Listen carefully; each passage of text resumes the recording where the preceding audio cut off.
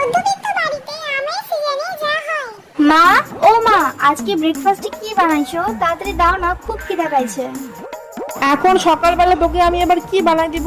আম মুড়ি দিয়ে মেখে দিচ্ছি, খেয়ে পড়তে বস, আমার হাতে অনেক কাজ। ঠিক আছে। ও মা, রান্না হয়েছে? তাড়াতাড়ি খেতে দাও, পড়তে যাবো, দেরি হয়ে যাচ্ছে। রান্না বলতে শুধু ভাতটা হয়েছে রে, আমি তোর বাবার সাথে একটু ব্যাংকে যাব, ভীষণ দরকার। একটা কাজ কর, তুই দুধ ভাত আর আম দিয়ে মেখে খেয়ে পড়তে যা, আমি এসে রান্না করব, ঠিক আছে? হ্যাঁ যাই। কি? আবার আম? ধুর, ভালো লাগে না। ও মা, ফেসবুকে না একটা ভিডিও দেখলাম, একজন না লুচি আর আলুর দম বানাইছে। আমার না দেখে খুব খাইতে ইচ্ছা করতেছে। আজকে রাত্রিবেলা বানাবা? এই গরমে আর লুচি খাইতে হবে না, আমি মাত্র রুটি করে রাখে আসলাম। আজকে রাতে দুধ রুটি আর আম, আর কালকে তোকে আমি লুচি বানাই দিব। উফ, যা গরম।